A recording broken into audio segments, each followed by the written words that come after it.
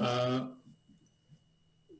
Hello, I'm Ali Friedman. I'm happy to share with you my thoughts about last week's Israeli election. I feel like this is what we call deja vu all over again. I believe I've already given maybe 3 or 4 of these analyses for AirPick, and one would expect that this kind of thing this analysis would come about once every 4 years.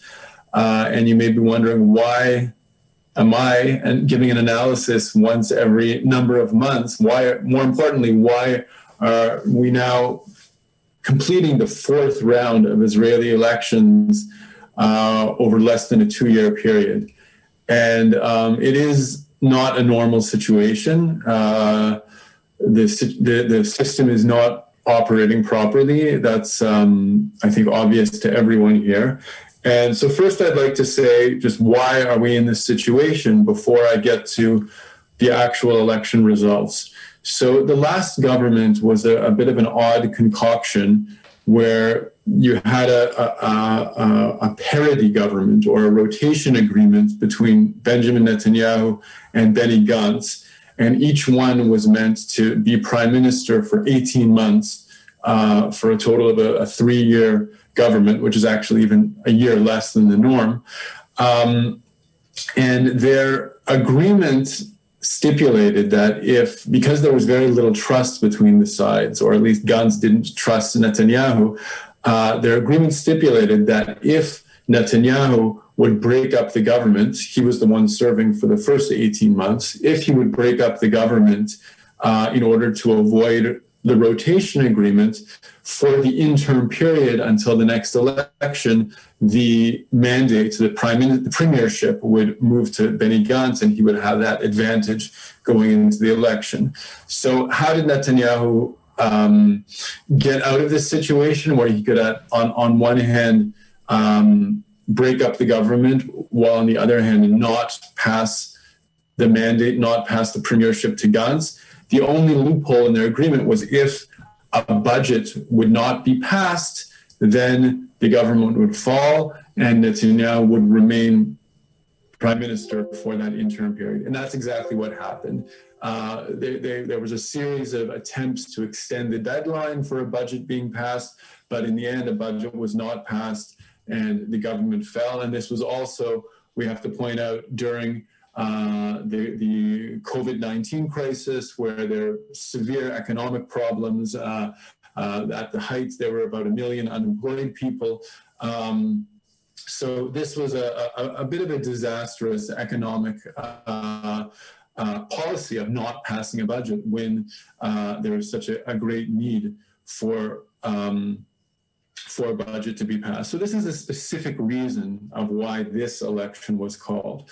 But the greater reason of why we've had election after election, and that really a government hasn't been successfully formed each time, the main reason, I mean, part of the reason is that the system is quite unstable, and there's a need to patch together coalitions in various creative ways in order to reach 61 out of the 120 members of Knesset to support a specific government. So the system itself lends itself to instability.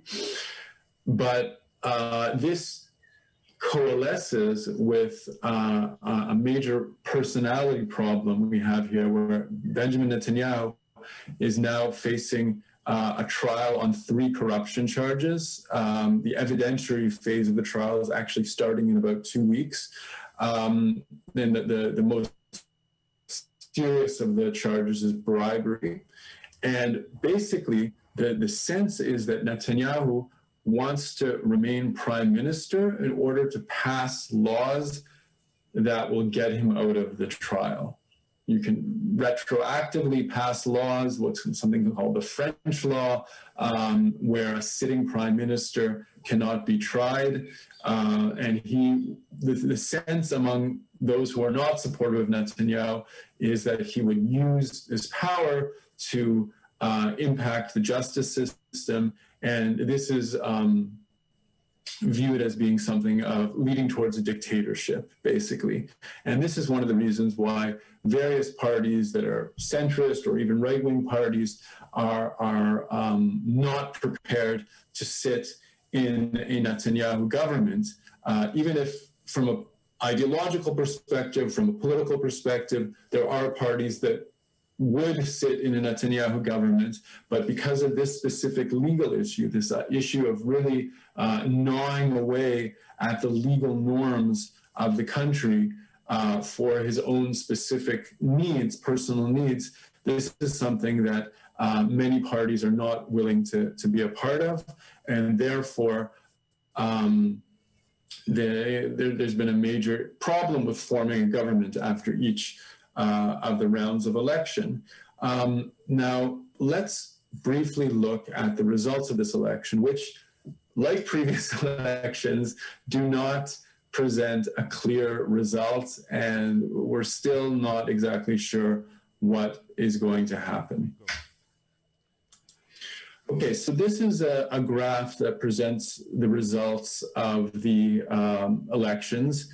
And interestingly, you don't have here a right-wing bloc versus a left-wing bloc, but you have it detailed as a pro-Netanyahu bloc and an anti-Netanyahu bloc.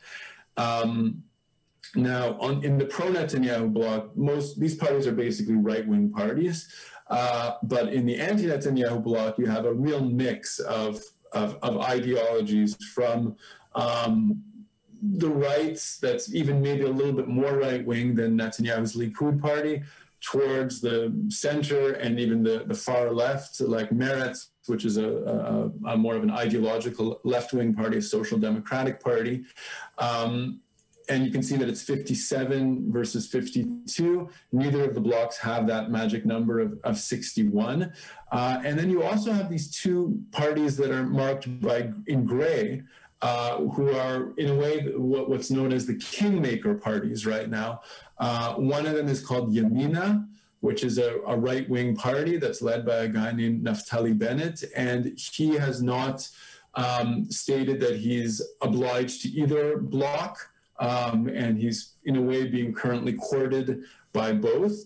But interestingly, even if, this is a party that would traditionally go with Netanyahu, but if you look at it, 52 plus 7, that's only 59. So even with Yamina, Netanyahu doesn't have enough to get that to that 61. So the key party here, which is very interesting, is this small party called the United Arab List, which is actually an Islamic party that previously ran jointly with a joint Arab list, which is called the Joint List, which you can see here in the anti-Netanyahu bloc. But they decided this time to run separately, in a way because on social issues they're more conservative, whereas the Joint List is more secular liberal party. The United Arab List is a conservative Islamic party. And interestingly, the leader of this party said he's not beholden to either bloc, and he's currently being basically courted by both sides. And this is a very, very significant development in Israeli politics, because in the past, one of Netanyahu's strongest campaign pledges was that the anti-Netanyahu bloc would require the support of the Arab parties to form a coalition, and therefore voting for them would be taboo, would be anti-Zionist. These parties, the Arab parties, were portrayed as being supporters of terrorists and so forth. And now, let's say the other shoe has dropped, and Netanyahu and Likud would require the United Arab List to have any chance of forming a coalition. So this is somewhat of a sea change in Israeli politics, where Arab parties, which had traditionally not been part of coalitions, are being courted, basically, and will be definitely the United Arab List, because it's not beholden to either bloc, will have an important role to play, whatever the outcome is. Now, if we look at the pro-Netanyahu bloc, these parties, we have Likud, which is the Netanyahu party, which has in some ways become a bit of a cult of personality of Netanyahu himself, sort of the center-right party that is highly supported by the working classes in Israel. Shas and United Torah Judaism are both ultra-Orthodox parties that support Netanyahu, and religious Zionism is what we would call maybe a neo-fascist party on some level, very right-wing Jewish supremacist party. And the reason I point out this party is I don't see a situation where a religious Zionist party with their far-right ideology would be able to be in a coalition with the United Arab List from both perspectives, I believe. But the religious Zionist party has already said that they won't sit in a coalition with the United Arab List. Things could change, but as it looks right now, I see I believe it would be a very hard sell for Netanyahu to get these parties, the United Arab List, to sit in a coalition with the parties that are in the pro-Netanyahu bloc. So I don't think the chances are that great that Netanyahu would be able to form a government. If we look at the anti-Netanyahu bloc, again, this is not a left-wing bloc, as some of these parties are right-wing, they also have a variety of challenges in forming a government. The first is really the idea that it's such a range of ideological perspectives, right? On the right wing, you have the New Hope is a kind of a break off of the Likud party led by Gideon Sa'ar, just as right wing as Likud. They're trying to get Yamina, another right wing party, in that coalition as well. You have the centrist parties, which are basically Yesh Atid and Kahol Lavan. I guess Yisrael Beitenu is center-right party. And then you have the left-wing parties, Labor and Meretz, and the Arab Party Joint List, which is also in a lot of ways left-wing as well. So how do these parties find some kind of a common denominator? Their major common denominator is anti-Netanyahu, the idea that they want to replace Netanyahu because he's such a corrupting influence on Israeli politics. And the big question will be, can these parties set aside their ideological divisions and also their ego issues of who's going to lead this coalition, right? Who would be the prime minister? Would it be Yair Lapid, who's the head of the Yesh Atid party, who has the most seats? Or would it be the head of a smaller party who may be less ideologically divisive than Yair Lapid?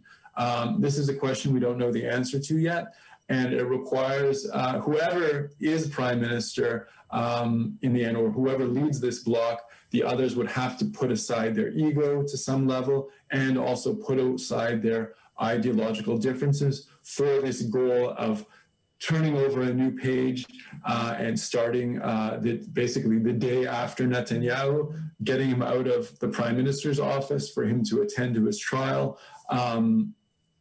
And this could work if the parties basically agreed to focusing on economic issues without dealing with political or ideological issues, the idea of economic recovery following the COVID-19 crisis and so forth. Of course, the last remaining option, which is possible, but I believe a terrible option for the Israeli public and for really all of the politicians, is another election, which would be sometime in August or September. It's a ridiculous situation, wasting more public funding, and there's obviously no guarantee there would be different results, and that after another election, someone would be able to form a government. So it would be, I think, just so absurd and counterintuitive. And I think that most of the Israeli public really wants a government to be formed. And for that reason, I hesitantly say that I think that maybe the anti-Netanyahu bloc will be able to put their ideological differences aside and form a government. I don't know who will lead that government, and I'm not exactly sure which of the two uncommitted parties, Yamina or the United Arab List, would join. It would be very difficult for this group, the anti-Netanyahu bloc, to form a government without Yamina, Also, for ideological reasons, this idea of trying to balance between left and right, and also just from a numbers perspective, because without Yamina, if they did have the United Arab List, they would have exactly 61, which is a very precarious and unstable situation.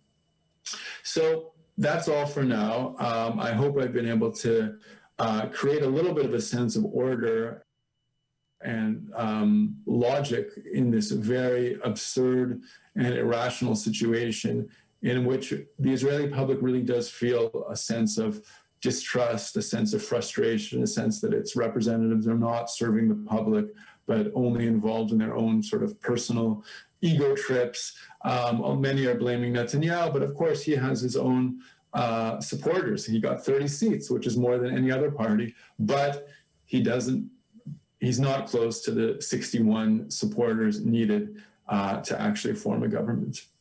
Thank you for listening.